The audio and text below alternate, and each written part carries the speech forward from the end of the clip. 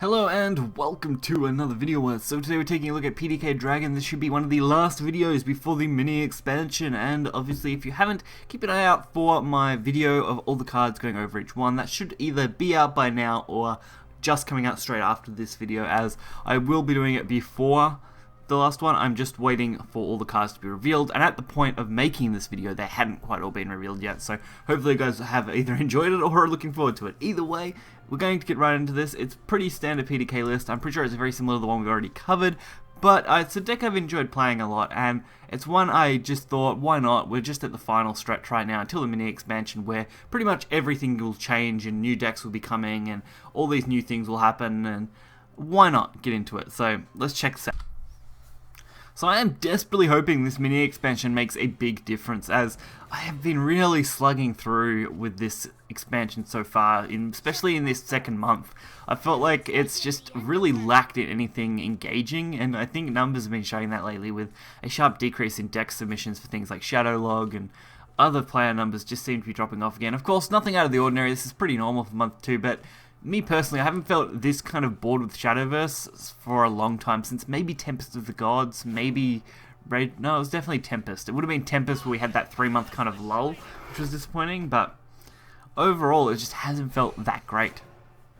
There's just been so many other games I'd rather be playing at the moment. So they start off reasonably strong, us not so strong. Most of this video is just going to be kind of talking back and forward as we play, as there's not too much new to this that is crazy to cover, especially since, like I said, the mini expansion will literally be out tomorrow, where this deck will obviously either change or have a variant of, so it won't be surprising at all.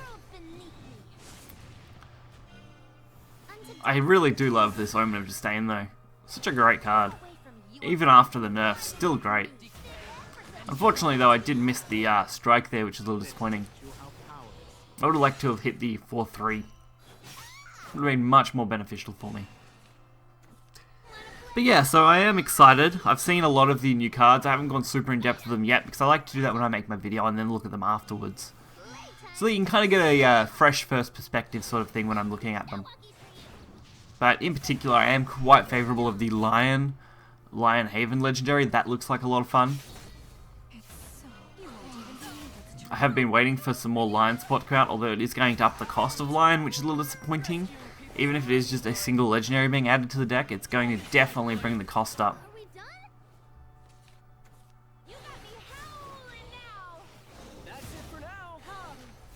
Lady Grey, I would love to see that get a nerf at some point. It's just got so much value in it. That or have some sort of removal that's just a little bit better to deal with it. Like, I don't mind it, it's a good card, but to have Drain, Summon, and a good body, all for a cheap cost of 2 points and an Evo, it's just insane. Now, I know that's Shadow's main gimmick, is like, really cheap stuff that you can just flood the board with, but wow, that thing has too much value, I think. Playing Fairy, definitely going for that full board flood situation. Luckily for us, Prime DragonCraft is going to be fairly decent for dealing with this. With a Serpent and a Servant of Disdain, we should actually be able to wipe the board clean. All we have to do is use our Serpent to duplicate another one at the start of their turn to ping off the final follower. Which will be great, because now we're going to have 5-2, 3-5, 2-2, 1-3, and 7-4. Really solid board.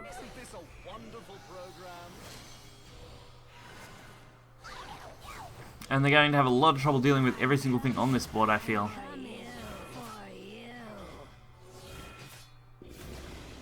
So with just what's on board right now, I'm pretty sure we actually had lethal, because we did have something to proc the PDK, but why not just use Glycerine?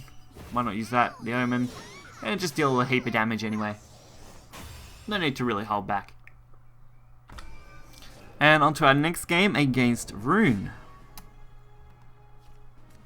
Not too much to say about Rune matchups, they're all pretty straightforward. Most of them are always looking for a turn 9 to 10 finisher, so you always should expect to try and end the game as early as possible. Just pretty generic stuff coming out of that one.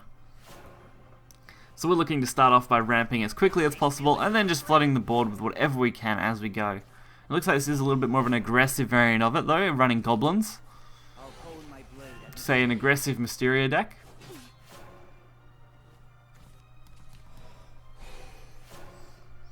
But we should be fairly fine when it comes to that. After all, we've got a fairly decent lineup here.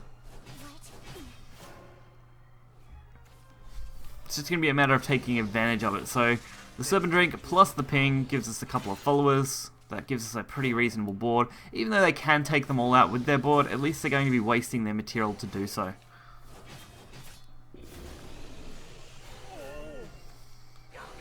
Another circle. And it looks like they're going to take it. Which is completely fine. I'd rather they wasted their resources in that way.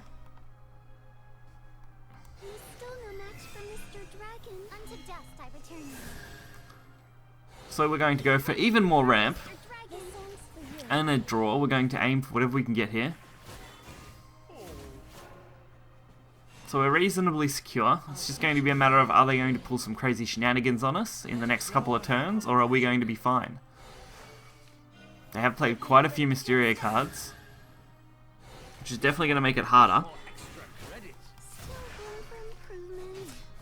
But we should be pretty okay.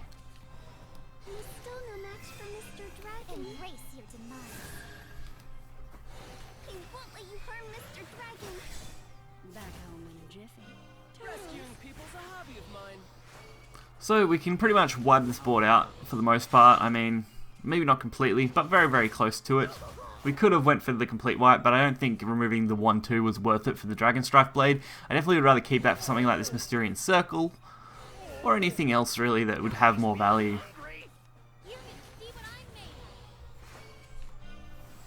So there's the Anne. That's going to be at least a little bit of trouble for us. But most of this board actually shouldn't be that bad.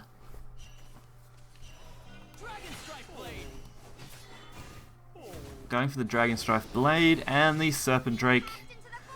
Serpent Drake, I love it. It just gives you so much extra value.